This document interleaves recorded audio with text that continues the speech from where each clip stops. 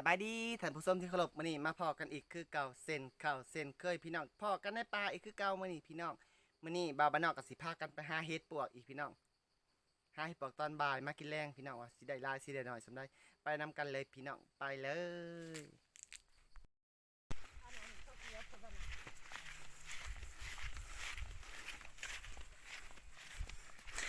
มาไว้เนี่ยยายมาไว้เนี่ยห้ายเฮ็ดสิออกหมดแล้วนี่ข่อยเอาหมดได้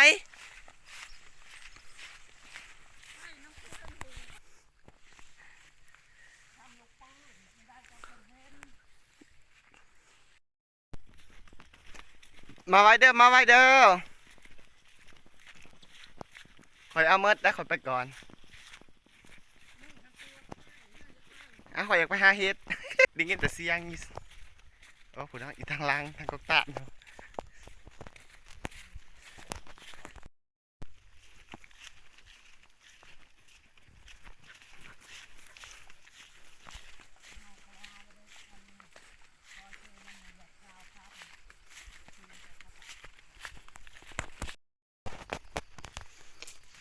เห็นแล้วพี่น้องเห็นแล้วเด้อเห็นแล้วเด้อดอกกันได้น้อยป๊าบเผื่อสิเห็นเผื่อสิน้ำเห็นเพิ่นปู้พี่อยู่พี่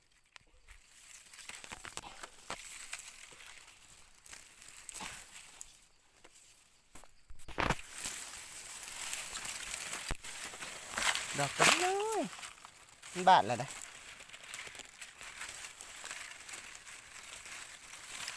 โอ้โหกระบาลาก็ได้ดีกว่าบริเก็บโอ้โห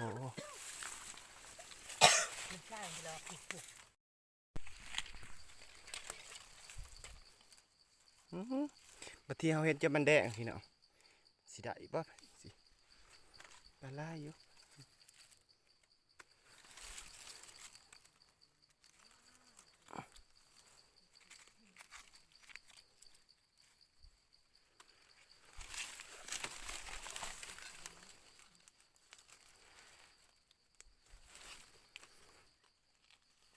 หอยกินหมด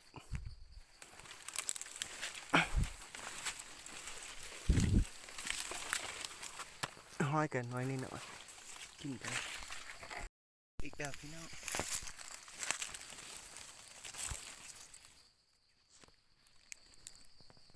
พี่อยู่พี่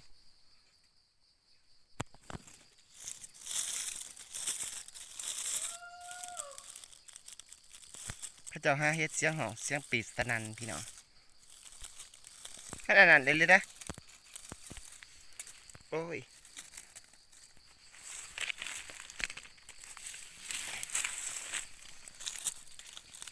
เฮ็ดปวกเด้อพี่น้องเก็บเฮ็ดปวก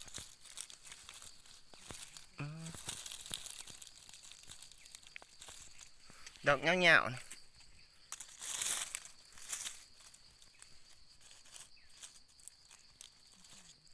พี่อยู่พี่อยู่ทั้งพี่เด้อ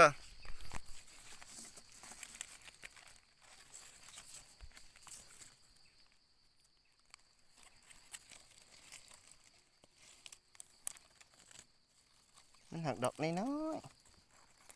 ๆมันบ้านแหละ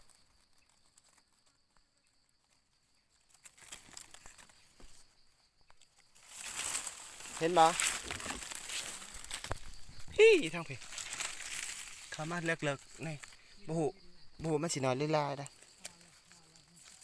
นี่แหละเนาะยางมาจนสิสุดโขกพี่น้องเอ้ยจังเห็นเห็ดนะ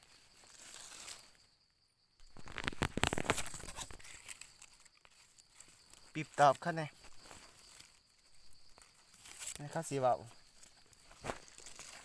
มาเก็บเห็ดบ่เอิญครับ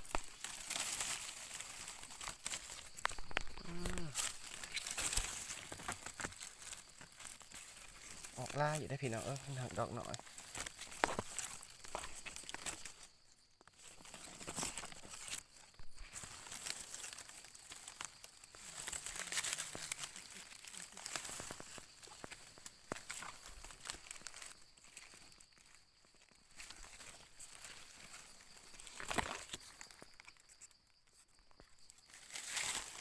หกแท้หกว่าตาเหนียวดิ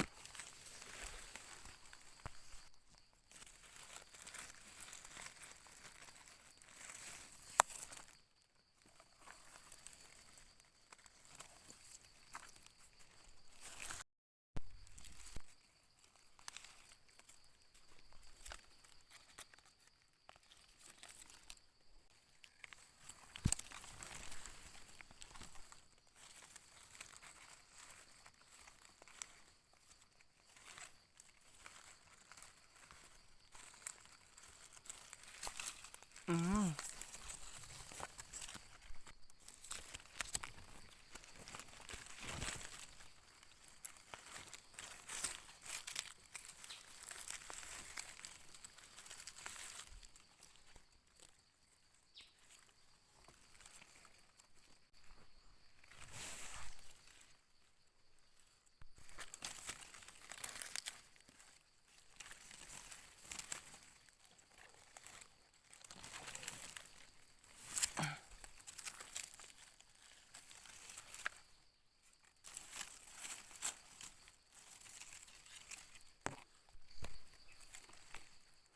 ยุ่งก็ไล่ไล่เนี่ยเขาดงยุ่งเฮ้ยเบิ่งในเห็ดนี่โอ้ย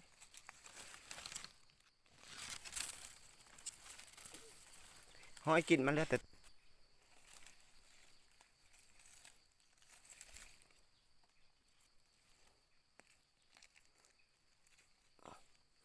ยางใกล้36เฮ็ดโมหนึงพี่น้องได้โมหนึงตอนนี้มาเผาโมที่สองโมที่สองเห็นได้นี่เด้อโอ้เห็นแล้วเดี๋ยวจีถ่ายเบิ่งก่อนนะพี่น้องเนาะเด้มองามพี่น้องดอกกำลังงามเลยนี่โมที่สองเลยนี่ออกลาอยู่เด้อพี่น้อง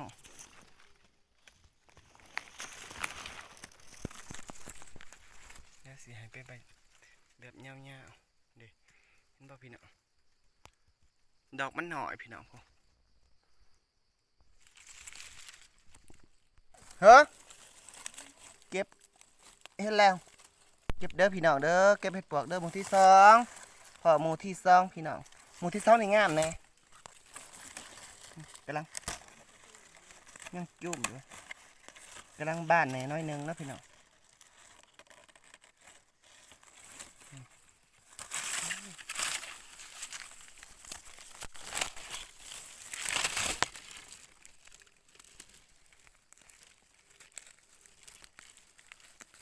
ถ้าสงามสมิงกันยังใครแน่พี่น้องเอ้ยนี่พอหมู่ทำอิฐดันจนแดงหักแดงก็เอาพี่น้องสิพาพี่น้องเก็บเห็ดเท่าแต่อันนี้เห็ดงามเลยนี่เด้งาม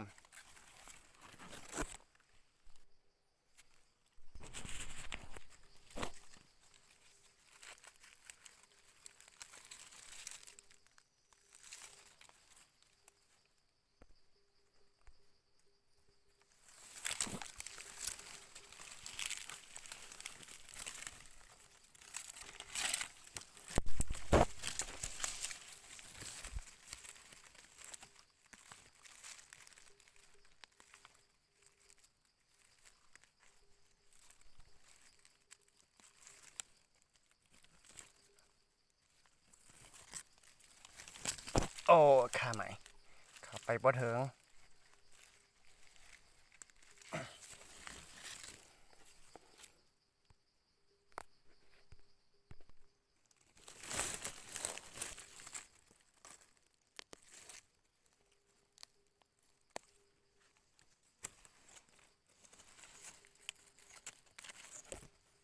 มาเด้อพี่น้องมาเด้อ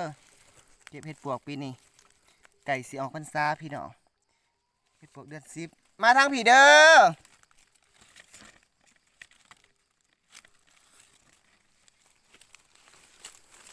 เห็ดปวกเดือน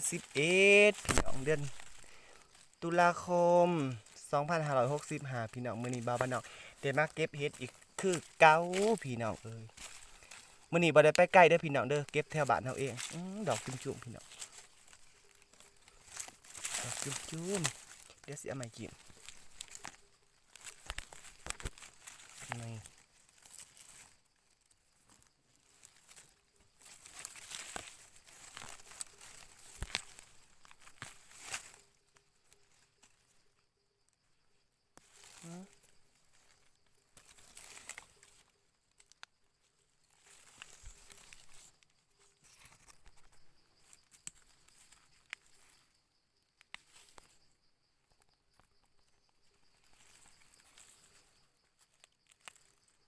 ดอกนี่คือข้าวโพดกับขนาดพี่น้องก็ต้นจอมโพดเลยดอกง่าย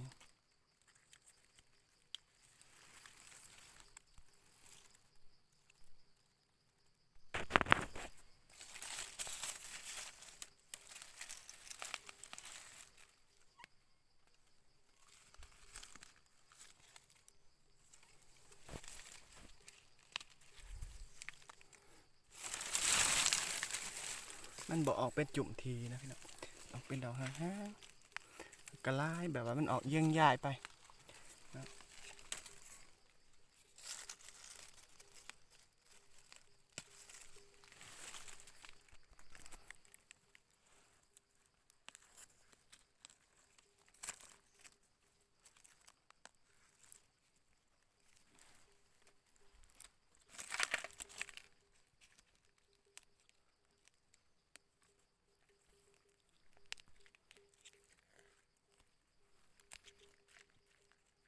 ดอกจุ่มๆทั้งนั้นพี่น้อง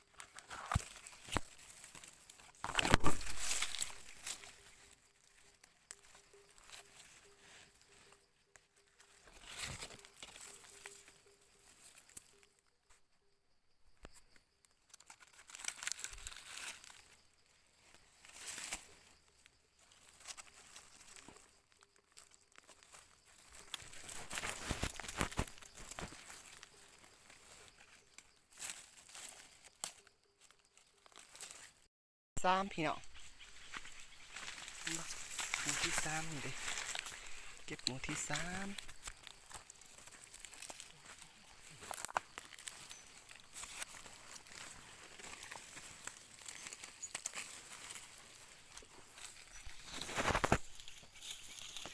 คุณยายละเห็ดคักอะไรจุด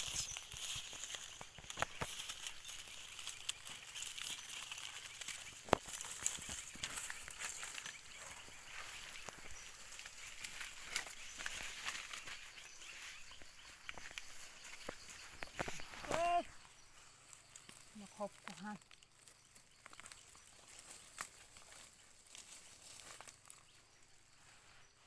คอยแล้วบ่ท่านหมูพี่น้องเอ้ย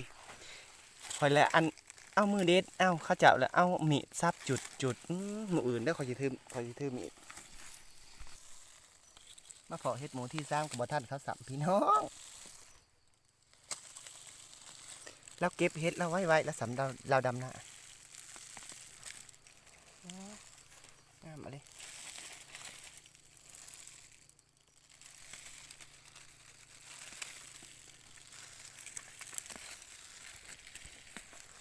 เมื่อไหร่บอคอยอะไรได้เฮ็ด3 ดอก 4 ดอกเอาว่าท่านเจ้าแล้วใช่ไหมเมื่อไหร่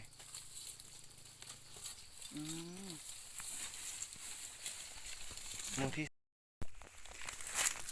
กำลังออก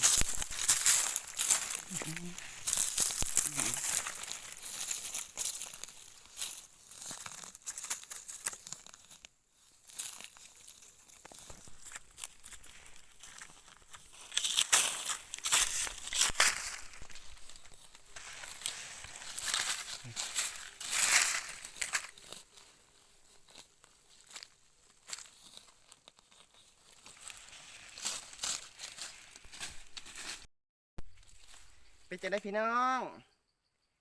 เมื่อเด้อได้เห็ดปวกลายเลย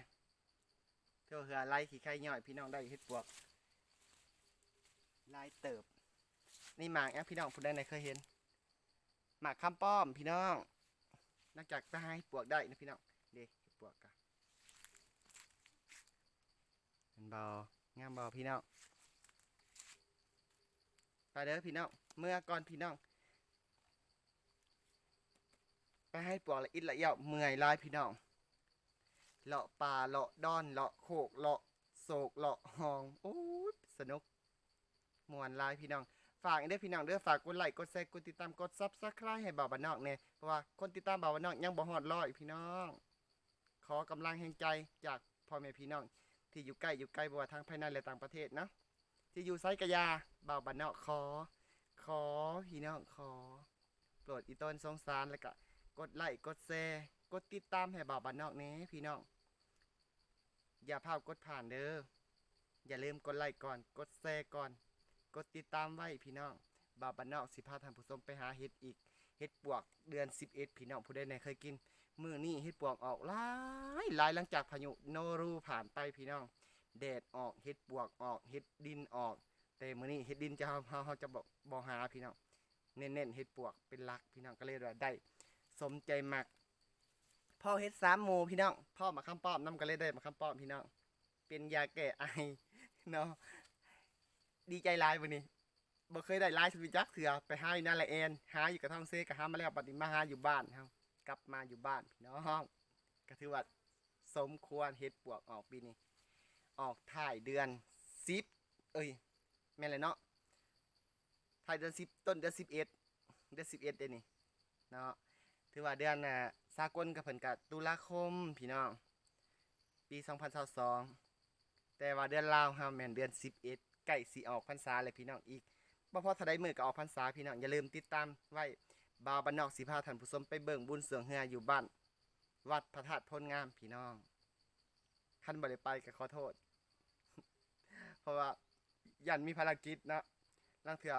ติดธุระปะปังก็เว้าบ่ได้เด้อพี่น้องถ้าบ่เจ็บบ่ไข้ก็สิพาพี่น้องไปเบิ่งคือเก่าพี่น้องไปเบิ่งเขาสวงเฮือว่าบ้านเฮาเขาสวงเฮือใดๆสวงเฮืออยู่ไสเนาะอย่าลืมกดติดตามไว้พี่น้องมื้อออกพรรษาพอกันบ๊ายบายพี่น้องพอกันคลิปหน้าสำหรับคลิปนี้เขากล่าวคำว่าสบายดีลาไปด้วยต้นมะขามป้อมต้นนี้พี่น้องเมื่อก่อน